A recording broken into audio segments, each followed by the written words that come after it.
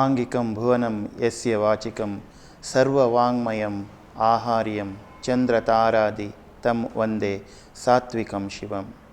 ಗುರುಬ್ರಹ್ಮ ಗುರುರ್ವಿಷ್ಣು ಗುರುರ್ದೇವೋ ಮಹೇಶ್ವರ ಗುರು ಸಾಕ್ಷಾತ್ ಪರಬ್ರಹ್ಮ ತಸ್ಮೈ ಶ್ರೀ ಗುರವೇ ನಮಃ. ಎಲ್ಲರಿಗೂ ನನ್ನ ನಮಸ್ಕಾರ. ನಾನು ವಿದ್ವಾನ್ ದಾಮೋದರ್ ನಾಯಕ್, ಮೂಲತಃ ಮಂಗಳೂರಿನವನು.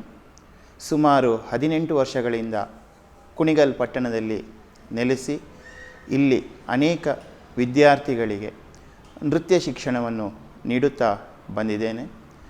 ನಮ್ಮ ಸಂಸ್ಥೆಯ ಹೆಸರು ಕಲಾದರ್ಪಣ ರಿಜಿಸ್ಟರ್ಡ್. ಬಾಲ್ಯದಿಂದಲೇ ನನಗೆ ಈ ನೃತ್ಯವನ್ನು ಕಲಿಯಬೇಕೆಂಬ ಒಂದು ಹಠ ತುಂಬ ಇತ್ತು. ಆದರೆ ಇದಕ್ಕೆ ನನ್ನ ಮನೆಯವರ ಪ್ರೋತ್ಸಾಹ ಅಷ್ಟಾಗಿ ಇರಲಿಲ್ಲ. ಕಾರಣ ನನ್ನ ತಂದೆ ಉದ್ಯೋಗದಲ್ಲಿ ಬಂದು ಅವರು ಮಾಜಿ ಸೈನಿಕರು, ತಾಯಿ ಗೃಹಿಣಿ. ಮೊದಲು ಹೇಗೆ ಈ ಸಮಯ ಅಂದರೆ ಇದು ಗಂಡು ಮಕ್ಕಳು ನೃತ್ಯವನ್ನು ಕಲಿಯುವುದಕ್ಕೆ ಯಾರೂ ಪ್ರೋತ್ಸಾಹವನ್ನು ಮಾಡ್ತಾ ಇರಲಿಲ್ಲ. ಹಾಗಾಗಿ ನನ್ನ ಮನೆಯಲ್ಲಿ ಕೂಡ ಈ ತೊಂದರೆಯನ್ನು ನಾನು ಅನುಭವಿಸಬೇಕಾಯಿತು.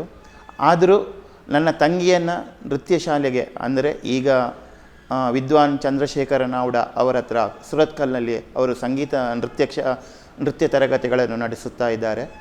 ಅವರಲ್ಲಿ ಅವಳನ್ನು ನೃತ್ಯ ತರಗತಿಗೆ ಅವಳನ್ನು ಸೇರಿಸಿದೆ.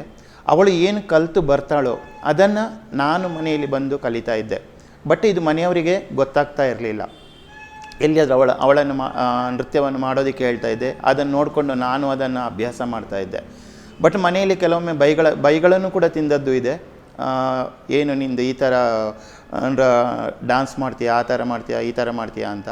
ಆದರೆ ಏನೋ ಗೊತ್ತಿಲ್ಲ, ಹೊರಗೆ ಕಾರ್ಯಕ್ರಮಗಳಿಗೆ ಹೋದಾಗ ಅಲ್ಲಿ ಸ್ಟೇಜಲ್ಲಿ ಆ ನೃತ್ಯವನ್ನು ಕಂಡು ನಾನು ಮಾಡಬೇಕು, ನಾನು ಒಂದು ದಿನ ಇದನ್ನು ಮಾಡಬೇಕು ಅಂತ ಒಂದು ಆಸೆ ನನ್ನಲ್ಲಿತ್ತು.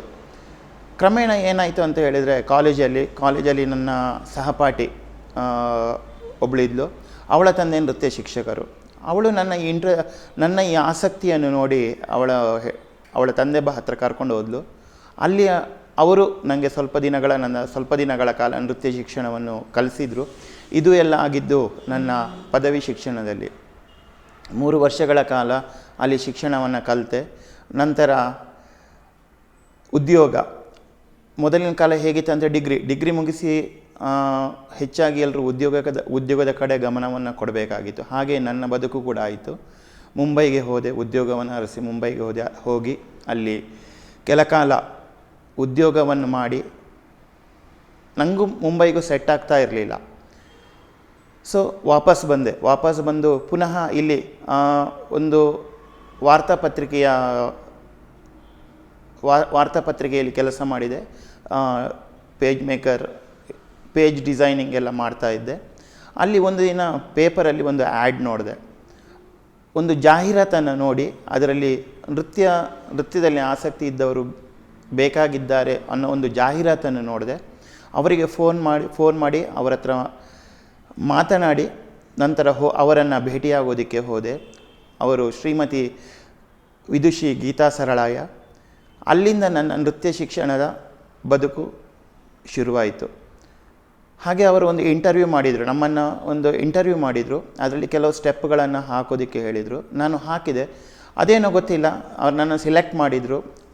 ಆಗ ಅವರು ಒಂದು ಪ್ರಾಜೆಕ್ಟನ್ನು ಇಟ್ಕೊಂಡಿದ್ರು. ಬಬ್ರುವಾಹನ ಅನ್ನೋ ಒಂದು ನೃತ್ಯ ರೂಪಕವನ್ನು ಅವರು ಮಾಡಬೇಕು ಅಂತ ಇಟ್ಕೊಂಡಿದ್ರು. ಅದರಲ್ಲಿ ಘಟೋತ್ಕಚನಾಗಿ ನನ್ನನ್ನು ಆರಿಸ್ಕೊಂಡ್ರು. ಬರ್ತಾ ಹೇಳಿದರು, ಯಾಕೆ ನೀವು ನೃತ್ಯವನ್ನು ಕಲಿಬಾರ್ದು, ನಿಮ್ಗೆ ಇಂಟ್ರೆಸ್ಟ್ ಇದೆ, ಯಾಕೆ ನೀವು ಕಲಿಬಾರ್ದು ಅನ್ನೋ ಒಂದು ಮಾತನ್ನು ನನ್ನ ಮುಂದೆ ಇಟ್ಟರು. ಆಯಿತು ಅಂತ ಹೇಳಿ ನಾನು ಅಲ್ಲಿಂದ ನನ್ನ ನೃತ್ಯ ಶಿಕ್ಷಣವನ್ನು ಪುನಃ ಪ್ರಾರಂಭ ಮಾಡಿದೆ. ಕಾಲೇಜಲ್ಲಿ ಮುಗೀತು, ಉದ್ಯೋಗ ಆಯಿತು. ಅಲ್ಲಿ ಅದಕ್ಕೆ ಬ್ರೇಕ್ ಆಯಿತು. ನಂತರ ಪುನಃ ನನ್ನ ಉದ್ಯೋಗದ ಸಂದರ್ಭದಲ್ಲಿ ಗೀತಾ ಸರಳಾಯರವರು ನನ್ನನ್ನು ಶಿಷ್ಯನನ್ನಾಗಿ ಸ್ವೀಕರಿಸಿ ನನಗೆ ನೃತ್ಯ ಅಭ್ಯಾಸವನ್ನು ಶುರು ಮಾಡಿದರು. ಅಲ್ಲಿಂದ ಅದು ನಿರಂತರವಾಗಿ ಜೂನಿಯರ್, ಸೀನಿಯರ್, ವಿದ್ವತ್ ಹಂತಗಳವರೆಗೆ ಅದು ಮುಟ್ಟಿತು. ಈಗ ಸ್ವತಂತ್ರವಾಗಿ ಒಂದು ಕಲಾದರ್ಪಣ ರಿಜಿಸ್ಟರ್ಡ್ ಅನ್ನೋ ಒಂದು ನೃತ್ಯ ಸಂಸ್ಥೆಯನ್ನು ನಡೆಸುತ್ತಾ ಇದ್ದೇನೆ.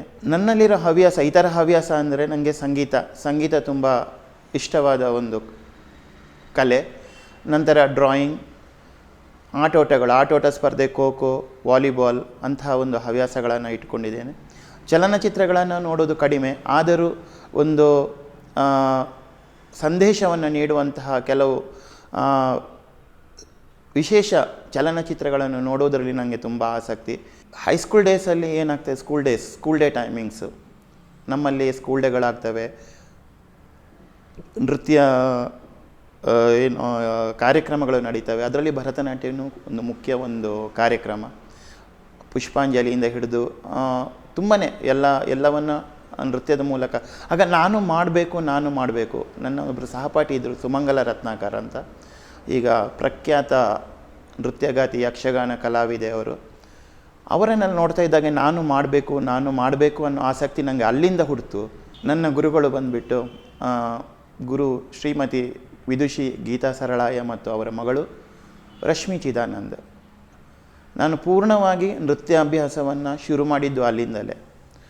ಮಾರ್ಗದರ್ಶಕರು ಅನ್ನೋದು ನನಗೆ ಯಾರಿಲ್ಲ, ಪ್ರೋತ್ಸಾಹಕರು ಕೂಡ ಯಾರಿಲ್ಲ.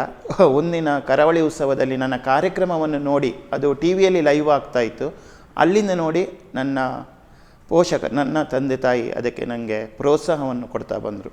ನಾನು BCom ಪದವೀಧರ. ಸದ್ಯಕ್ಕೆ ಅರವಿಂದ್ ಇಂಟರ್ನ್ಯಾಷನಲ್ ಶಾಲೆಯಲ್ಲಿ ನೃತ್ಯ ಶಿಕ್ಷಕನಾಗಿ ನಾನು ಸೇವೆಯನ್ನು ಸಲ್ಲಿಸ್ತಾ ಇದ್ದೇನೆ. ಭರತನಾಟ್ಯ ನೃತ್ಯ ಕಾರ್ಯಕ್ರಮಗಳು ಬಂದಾಗ ಕರ್ನಾಟಕ ಮಾತ್ರವಲ್ಲದೆ ಮುಂಬೈ, ಹೈದರಾಬಾದ್, ಅಲ್ಲದೆ ಹೊರದೇಶವಾದ ಥೈಲ್ಯಾಂಡ್ನಲ್ಲೂ ನಾವು ಕಾರ್ಯಕ್ರಮವನ್ನು ನೀಡಿದ್ದೇವೆ. ಅಲ್ಲದೆ ಕುಣಿಗಲ್ ಸುತ್ತಮುತ್ತ, ಅಂದರೆ ಉಜನಿ, ತುಮಕೂರು ಸಿದ್ಧಗಂಗಾ ಫೆಸ್ಟಿವಲ್ಲು, ಜಾತ್ರಾ ಮಹೋತ್ಸವ, ಜಿಲ್ಲಾ ಸಾಹಿತ್ಯ ಸಮ್ಮೇಳನ, ಕುಣಿಗಲ್ ತಾಲೂಕು ಸಾಹಿತ್ಯ ಸಮ್ಮೇಳನ, ಯಡಿಯೂರು ದೀಪೋತ್ಸವ, ಯಡಿಯೂರು ಉಮಾಮಹೇಶ್ವರಿ ದೇವಸ್ಥಾನದ ಕಾರ್ಯಕ್ರಮಗಳು, ಅಲ್ಲದೆ ಇನ್ನೂ ಅನೇಕ ಕಡೆ ಆಳ್ವಾಸ್ ನುಡಿಸಿರಿ, ಗಗನಚುಕ್ಕಿ ಭರಚುಕ್ಕಿ ಉತ್ಸವ, ಬೆಂಗಳೂರು, ಹಲವೆಡೆ ಈ ನಮ್ಮ ಭರತನಾಟ್ಯ ಕಾರ್ಯಕ್ರಮಗಳನ್ನು ನೀಡಿದ್ದೇವೆ. ಅಲ್ಲದೆ ಮುಂಬರುವ ದಿನಗಳಲ್ಲಿ ಜುಲೈಯಲ್ಲಿ ನಾವು ದೆಹಲಿ ಪ್ರವಾಸವನ್ನು ಕೈಗೊಳ್ಳಲಿದ್ದೇವೆ.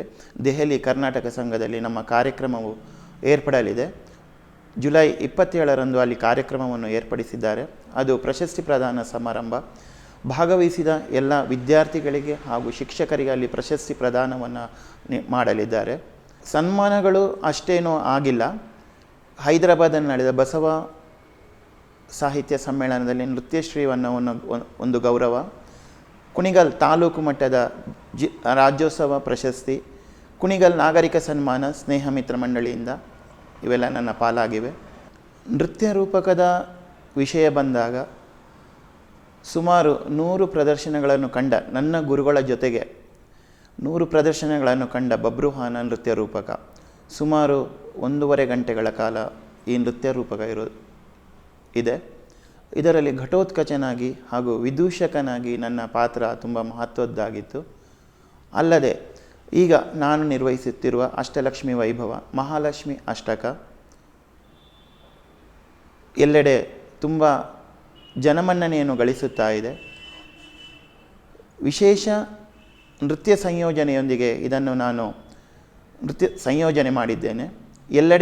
ಎಲ್ಲೆಡೆಯೂ ಇದು ಪ್ರದರ್ಶನವನ್ನು ಕಾಣುತ್ತಾ ಸುಮಾರು 100ಕ್ಕೂ ಅಧಿಕ ಪ್ರದರ್ಶನಗಳನ್ನು ಈ ಮಹಾಲಕ್ಷ್ಮಿ ಅಷ್ಟಕ ಇದುವರೆಗೆ ಕಂಡಿದೆ. ಮುಂಬರುವ ದಿನಗಳಲ್ಲಿ ಗಂಗೆ ಅನ್ನೋ ಒಂದು ನೃತ್ಯ ರೂಪಕವನ್ನು ಮಾಡುವ ಯೋಚನೆಯಲ್ಲಿ ಇದ್ದೇನೆ. ಅದಕ್ಕೆ ತಯಾರಿಗಳು ನಡೀತಾ ಇದೆ. ಅಲ್ಲದೆ ದಶಾವತಾರ ಅನ್ನೋ ಒಂದು ನೃತ್ಯ ರೂಪಕವನ್ನು ಮಾಡುವ ಯೋಚನೆಯನ್ನು ಮಾಡುತ್ತಾ ಇದ್ದೇನೆ. ಅದಕ್ಕೂ ಬೇಕಾದ ತಯಾರಿಗಳನ್ನು ನಾನು ಮಾಡುತ್ತಾ ಇದ್ದೇನೆ. ನಿಸರ್ಗ ವಿಜಯ, ಶ್ರೀಕಾಳಿಕ, ಅಲ್ಲದೆ ಇನ್ನು ಮುಂತಾದ ಹಲವು ನೃತ್ಯ ರೂಪಗಳಲ್ಲಿ ನನ್ನನ್ನು ನಾನು ಗುರುಗಳ ಜೊತೆಗೆ ತೊಡಗಿಸಿಕೊಂಡಿದ್ದೇನೆ. ಸಂಗೀತ ಬಂದಾಗ ಸಂಗೀತ ಕಲಿಯೋದು ತುಂಬ ಕಷ್ಟ ನನ್ನ ಪ್ರಕಾರ. ಆದರೂ ಸಂಗೀತವನ್ನು ನಾನು ಕಲಿತಾ ಇದ್ದೇನೆ. ಜಸ್ಟ್ ಈಗ ಜೂನಿಯರ್ ಹಂತದ ಶಿಕ್ಷಣವನ್ನು ನಾನು ಪಡಿತಾ ಇದ್ದೇನೆ ಸಂಗೀತದಲ್ಲಿ. ಸಂಗೀತ ಕಾರ್ಯಕ್ರಮಗಳು ನಾನು ಇದುವರೆಗೂ ಎಲ್ಲೂ ಕೊಟ್ಟಿಲ್ಲ. ಭರತನಾಟ್ಯ ಕಾರ್ಯಕ್ರಮಗಳು, ಅದರ ಜೊತೆಗೆ ಯಕ್ಷಗಾನವನ್ನು ನನ್ನ ಒಂದು ಜೀವನದ ಅಂಗವಾಗಿರಿಸಿ ಹಲವು ಕಡೆ ಯಕ್ಷಗಾನ ಪ್ರದರ್ಶನಗಳನ್ನು ನೀಡುತ್ತಾ ಬಂದಿದ್ದೇನೆ. ಭರತನಾಟ್ಯ ಜೊತೆಗೆ ಸಂಗೀತದ ಜ್ಞಾನ ಬೇಕೇ ಬೇಕು.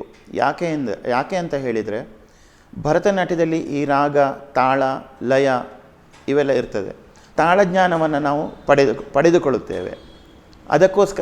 ಅದಕ್ಕಾಗಿ ಭರತನಾಟ್ಯ ಕಲಾವಿದರಿಗೆ ಸಂಗೀತದ ಜ್ಞಾನ ಅತಿ ಮುಖ್ಯ ಆಗಿದೆ. ಭಾವ, ರಾಗ, ತಾಳ ಇದರಿಂದ ಸಮ್ಮಿಳಿತವಾದ ಒಂದು ನೃತ್ಯ ಕಲೆ ಈ ಭರತನಾಟ್ಯ. ಭರತನಾಟ್ಯಕ್ಕೆ ಒಂದು ತನ್ನದೇ ಆದ ಒಂದು ಇತಿಹಾಸ ಇದೆ. ಭರತ ಮುನಿಯಿಂದ ರಚಿಸಲ್ಪಟ್ಟ ಈ ಕಲೆಯನ್ನು ಅವನು ತನ್ನ 100 ಮಕ್ಕಳಿಗೆ ಕಲಿಸಿ ಭೂಲೋಕದಲ್ಲಿ ಅವನು ಪ್ರಚಾರಕ್ಕೆ ತರ್ತಾನೆ. ಅದಕ್ಕಾಗಿ ಅವನು 24 ಅಪ್ಸರೆಯರು, ಗಂಧರ್ವರನ್ನು ಸೃಷ್ಟಿ ಮಾಡ್ತಾನೆ. ಅವರಿಗೆ ನೃತ್ಯ ಶಿಕ್ಷಣವನ್ನು ಕಲಿಸ್ತಾನೆ. ರಂಬೆ, ಊರ್ವಶಿ, ಮೇನಕೆ ಇವರೆಲ್ಲ ಈ ಭರತನ ನೃತ್ಯ ಕಲೆಯಲ್ಲಿ ಬರುವಂತಹ ಈ ಪಾತ್ರಗಳು. ಇವರಿಂದ ಈ ಕಲೆ, ಈ ಭರತನ 100 ಮಕ್ಕಳು ಅದನ್ನು ಭೂಲೋಕದಲ್ಲಿ ಪ್ರಚಾರ ಮಾಡ್ತಾರೆ. ಹಾಗಾಗಿ ಈ ಭರತನಾಟ್ಯ ಅನ್ನೋ ಕಲೆ ಭೂಲೋಕದಲ್ಲಿ ಪ್ರಚಾರಕ್ಕೆ ಬರ್ತದೆ. ಹಾಗೆಯೇ ಆ ರಾಜ್ಯದ ಹವಾಮಾನ, ಆಚಾರ, ವಿಚಾರ ಇದನ್ನೆಲ್ಲ ಒಗ್ಗೂಡಿಸಿಕೊಂಡು ಬೇರೆ ಬೇರೆ ರಾಜ್ಯಗಳಲ್ಲಿ ಇದು ಬೇರೆ ಬೇರೆ ಹೆಸರುಗಳನ್ನು ಪಡೆದುಕೊಳ್ಳುತ್ತದೆ. ಉದಾಹರಣೆಗೆ ಆಂಧ್ರ ಪ್ರದೇಶದಲ್ಲಿ ಕೂಚಿಪುಡಿ, ಉತ್ತರ ಭಾರತಕ್ಕೆ ಹೋದರೆ ಕಥಕ್ ಅಂತ ಹೇಳ್ತಾರೆ. ಕೇರಳದ ಕಡೆಗೆ ನಾವು ಕಾಲಿಟ್ಟರೆ ಇದು ಕಥಕಲಿ, ಮೋಹಿನಿ ಅಟ್ಟಂ ಆಗುತ್ತೆ. ಹಾಗೆಯೇ ಮಣಿಪುರಕ್ಕೆ ಹೋದರೆ ಇದನ್ನು ಮಣಿಪುರಿ ಅಂತ ಹೇಳ್ತಾರೆ.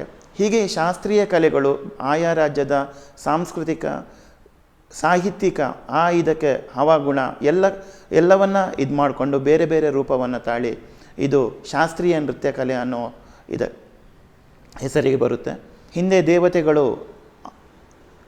ತಮ್ಮ ಅಮೂಲ್ಯವಾದ ಸಮಯವನ್ನು, ಅಂದರೆ ಅವರು ಬಿಡುವಿರುವಂತಹ ಸಮಯವನ್ನು ಯಾವ ರೀತಿಯಲ್ಲಿ ಕಳಿಬೇಕು ಅನ್ನೋ ಒಂದು ಪ್ರಶ್ನೆಯನ್ನು ಹಿಡಿದುಕೊಂಡು ಬ್ರಹ್ಮನಲ್ಲಿಗೆ ಹೋಗ್ತಾರೆ. ಬ್ರಹ್ಮ 4 ವೇದಗಳನ್ನು ನೆನೆದು ಋಗ್ವೇದ, ಯಜುರ್ವೇದ, ಸಾಮವೇದ, ಅಥರ್ವಣ ವೇದಗಳನ್ನು ನೆನೆದು ಅವುಗಳಿಂದ ಒಂದೊಂದು ಅಂಶಗಳನ್ನು ಆರಿಸಿ ಈ ನಾಟ್ಯವೇದ ಅನ್ನೋ ಒಂದು ಪಂಚಮ ವೇದವನ್ನು ಅವನು ಸೃಷ್ಟಿ ಮಾಡ್ತಾನೆ. ನಂತರ ಮುಂದೆ ಬಂದ ಕತೆ, ಅವನು ಅದನ್ನು ಭರತ ಮುನಿಗೆ ಕೊಡ್ತಾನೆ. ಭರತ ಮುನಿ ತನ್ನ 100 ಮಕ್ಕಳಿಗೆ ಅದನ್ನು ಕಲಿಸಿ ಅದನ್ನು ಭೂಲೋಕದಲ್ಲಿ ಪ್ರಚಾರಕ್ಕೆ ತರ್ತಾನೆ. ಹಿಂದೆ ದೇವದಾಸಿ ಸ್ವತ್ತಾಗಿದ್ದ ಈ ಭರತನಾಟ್ಯ ಕ್ರಮೇಣ ರುಕ್ಮಿಣಿ ದೇವಿ, ಅರುಂಡೇಲ್, ಕೃಷ್ಣ ಅಯ್ಯರ್ ಇಂಥವರ ಮಹಾನ್ ಸಾಧಕರ ಕೈ ಸೇರಿ ಅದನ್ನು ಅವರು ರುಕ್ಮಿಣಿ ದೇವಿ, ಅರುಂಡೇಲ್, ಕೃಷ್ಣ ಅಯ್ಯರ್ ಇನ್ನೂ ಅನೇಕ ಮಹಾನ್ ಸಾಧಕರ ಕೈ ಸೇರಿ ಅದಕ್ಕೆ ಅವರು ಹೊಸ ರೂಪವನ್ನು ಕೊಟ್ಟು ಭರತನಾಟ್ಯ ಕಲೆಯನ್ನು ಕುಲೀನ ವಂಶಸ್ಥರು ಕಲಿಯಬಹುದು ಅನ್ನೋ ಒಂದು ಸಂದೇಶದಿಂದ ಇದನ್ನು ಪುನಃ ಪ್ರಾರಂಭ ಮಾಡ್ತಾರೆ.